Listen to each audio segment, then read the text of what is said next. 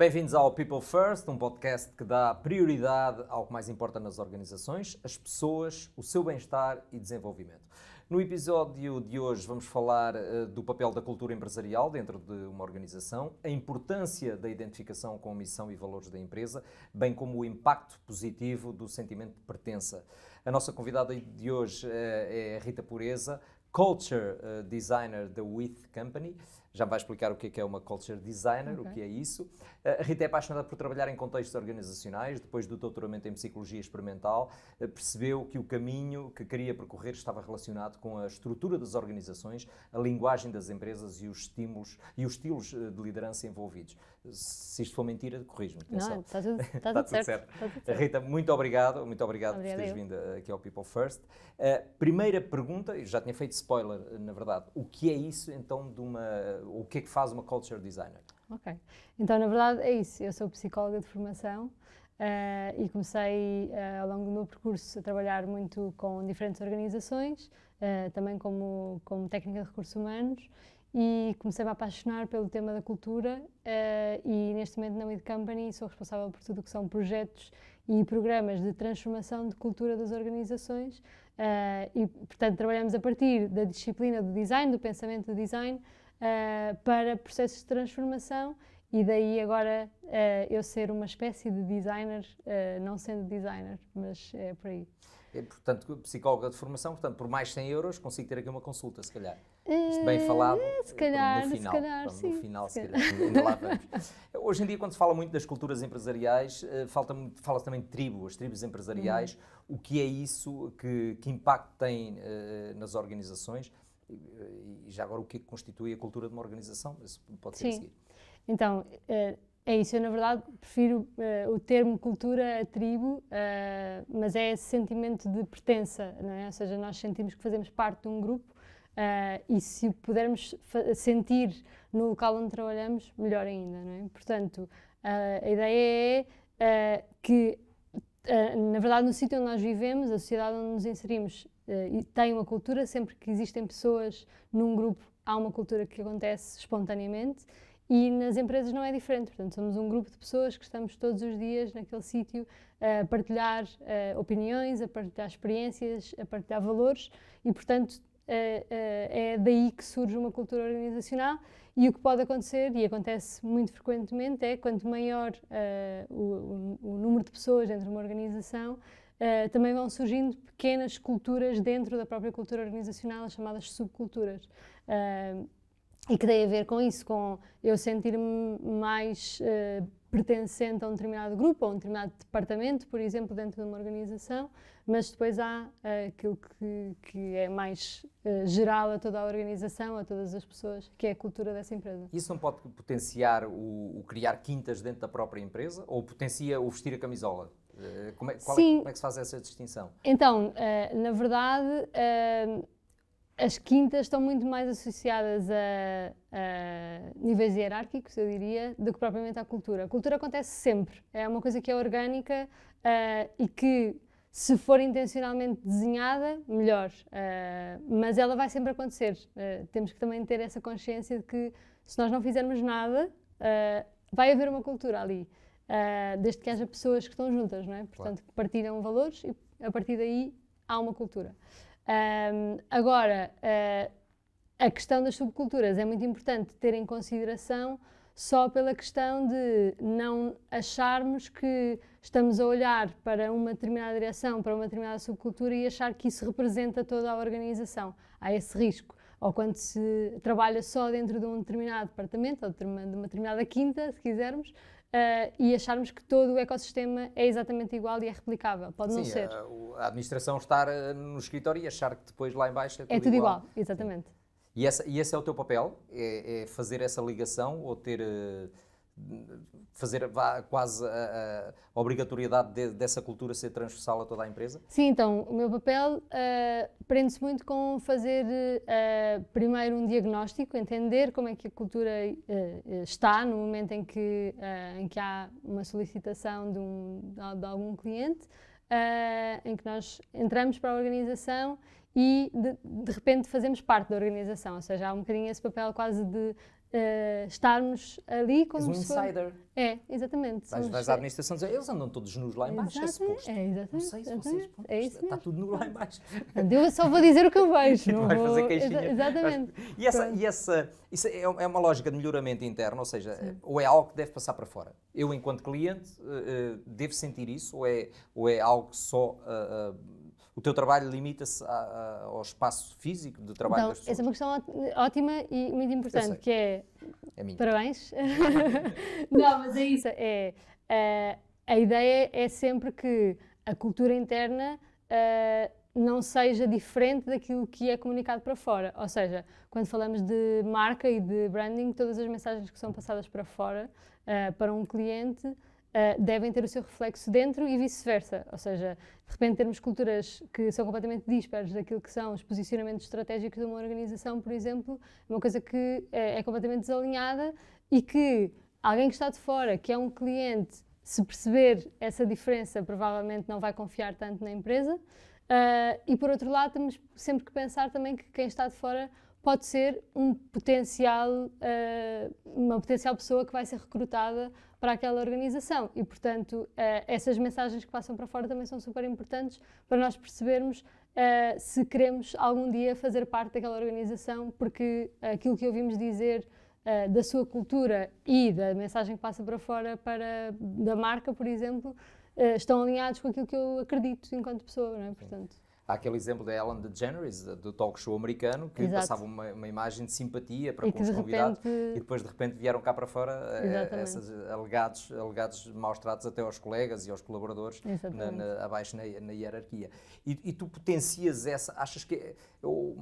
Acho que não, neste caso eu não sei mesmo se é algo que as empresas fazem questão de pôr cá para fora, a cultura empresarial, tipo em termos de comunicação. Cada vez mais tem havido um bocadinho essa preocupação. A preocupação ambiental e essas coisas, isso sabemos que as empresas fazem. Sim, mas também a forma como isso está presente no dia-a-dia das organizações e perceber-se que efetivamente nós cada vez mais temos empresas completamente abertas, não é? As redes sociais permitem muito isso. Se eu estou descontente no meu local de trabalho, eu provavelmente vou fazer um post a algures a dizer que este sítio não é assim tão bom, ou sair daquele sítio porque as horas de trabalho eram completamente fora daquilo que era contratualizado, por exemplo. Sim, hoje em dia é mais difícil segurar a informação. É muito mais difícil e, portanto, a questão da cultura tornou-se também uma questão importante para a comunicação externa, porque toda a gente fala sobre os seus locais de trabalho e, portanto, isso é uma coisa completamente pública.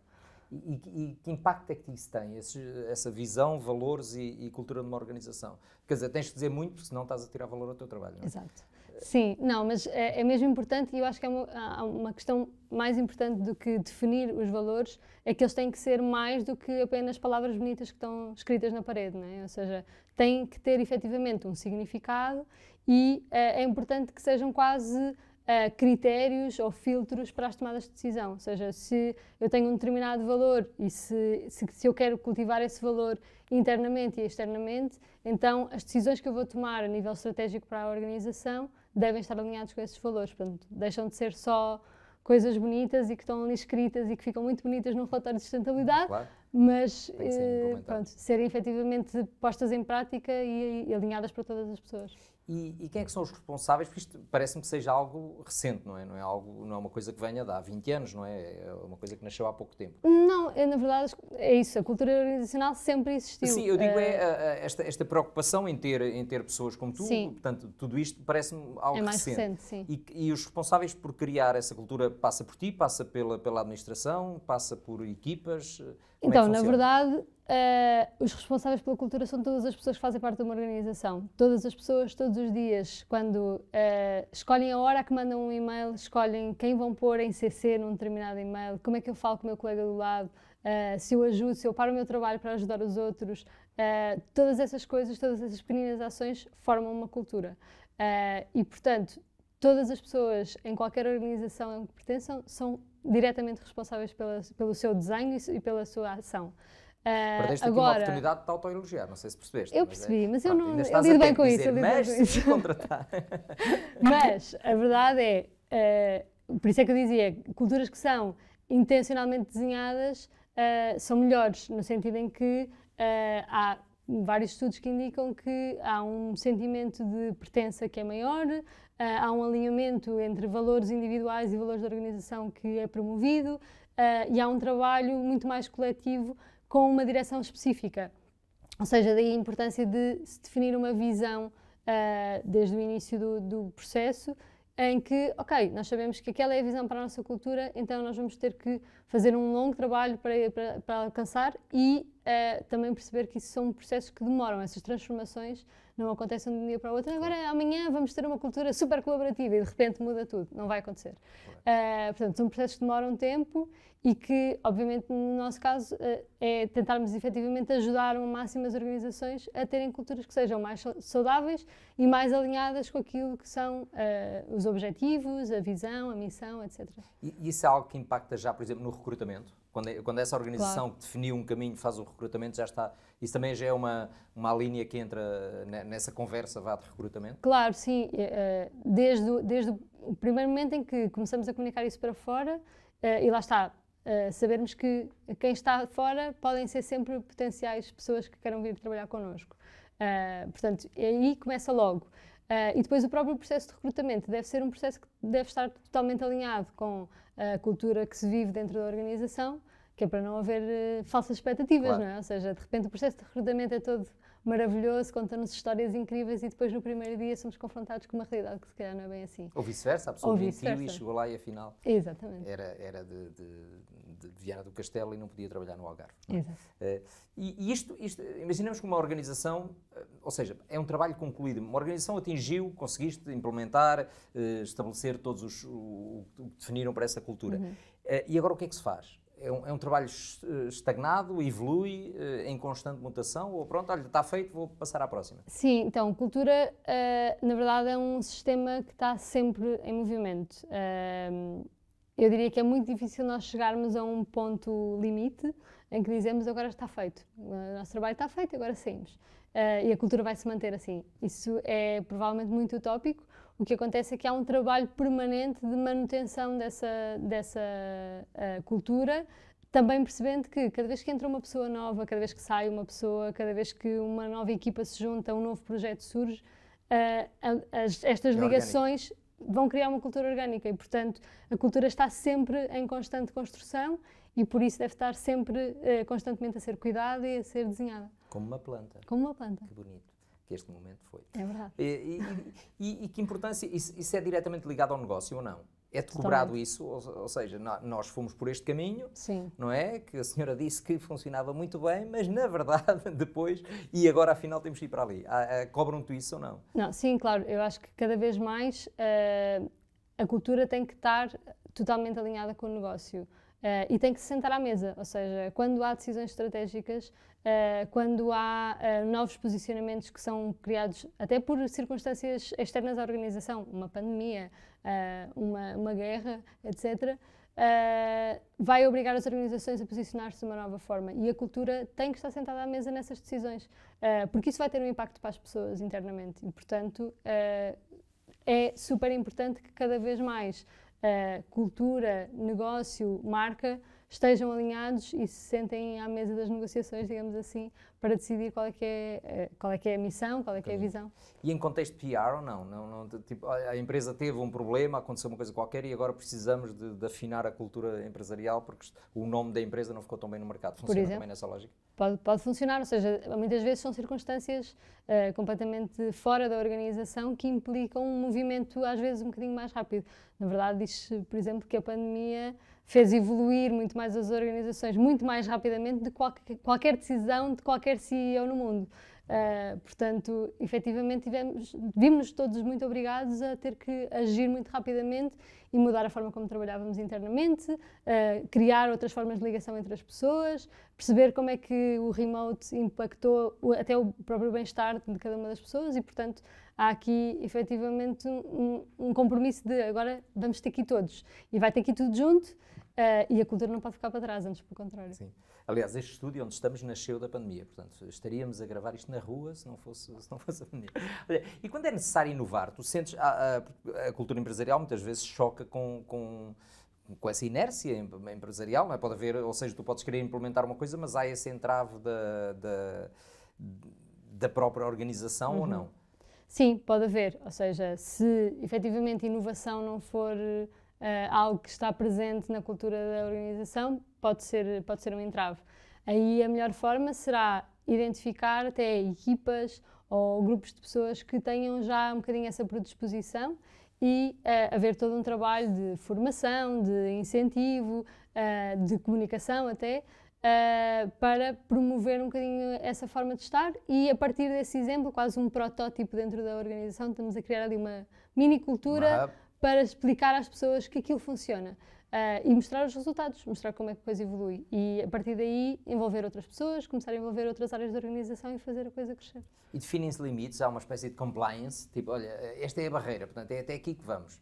Sim, na verdade, a meu ver, esses limites são os valores da organização, ou seja, o que define a barreira para além da qual nós não podemos passar são exatamente aquilo que são os valores da organização. Portanto, é por isso que eu digo que os valores servem um bocadinho como critério das tomadas de decisão.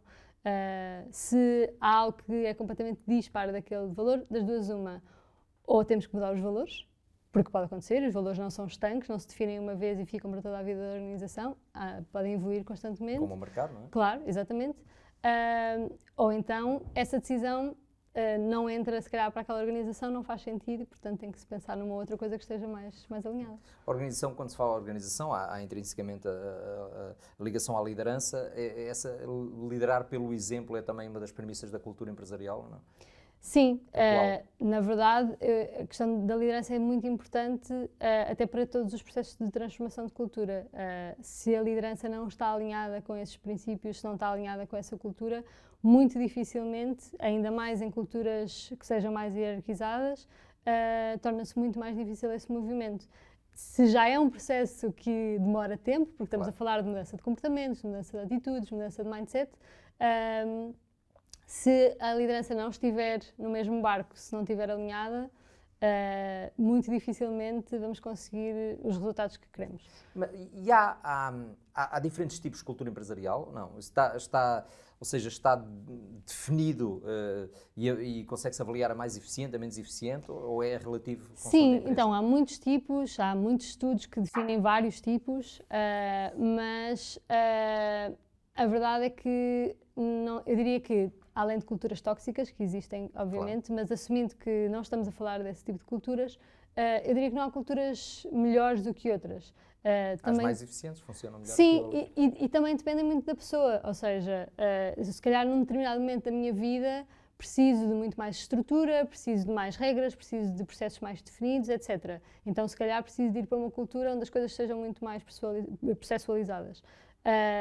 Enquanto que, se calhar, há outras alturas em que eu preciso de uma coisa que seja mais criativa, mais colaborativa e, portanto, posso ir para outro tipo de organização que também permita um bocadinho mais esse tipo de cultura. Sim, até a lógica do trabalhar hoje em dia, por causa da pandemia, conseguir trabalhar remoto ou não, que é uma coisa que também mudou e muitas organizações mudaram a opinião. Umas voltaram atrás, sim, outras mantiveram, outras... Sim, mas a verdade é que...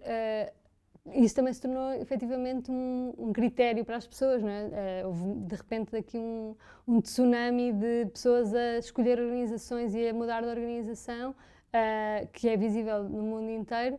Primeiro porque de repente as organizações deixaram de ter barreiras físicas e portanto eu posso estar a trabalhar para qualquer país do mundo. E por outro lado, porque eu também, durante a pandemia, toda a gente percebeu também quais são os seus limites a nível de flexibilidade, por exemplo, claro, e portanto isso passa a ser uma questão que, ok, então se esta organização me permite mais flexibilidade ou menos flexibilidade e eu neste momento da minha vida preciso de mais ou menos flexibilidade, então eu posso escolher e tenho muito mais opções de escolha. Sim, nómadas digitais, a Rita estava a vocês. Era o que eu queria dizer neste momento. Sim, também. O que seria um bom exemplo de uma cultura empresarial numa empresa? Consegue-se definir isso? Eu digo bom exemplo, se des um mau, vamos ter problemas, como é óbvio. Sim, claro.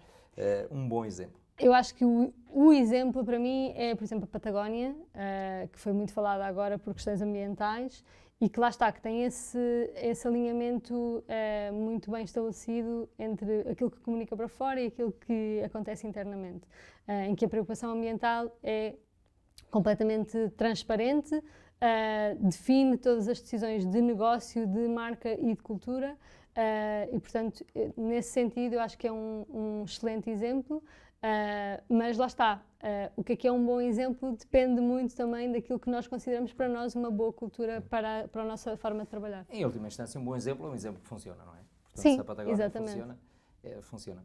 Muito bem, Rita, olha, devo dizer que és a minha primeira culture designer. Pronto. Nunca tinha conhecido nenhuma, fico muito contente. Vou apontar isso no meu currículo, se não te importares. À vontade. Vou pôr ao lado de o único artista a ir ao alta definição sem chorar. E conheceu uma culture designer. Está um bocadinho acima. Claro, culture designer acima, como é óbvio. Muito bem, muito obrigado, Rita Pureza. Obrigada. Obrigado por este bocadinho e por este esclarecimento. Ótimo, boa conversa. Podes encontrar estes e outros episódios de People First nas plataformas de podcasts habituais, como o YouTube, Spotify, SoundCloud, Apple Podcasts. Contamos contigo no próximo episódio. Até lá, dá prioridade ao que importa. Este é um podcast Fidelidade Studio. Um espaço onde damos voz à vontade de pensar a sociedade e o mundo. Ouve este e outros podcasts em fidelidadestudio.pt.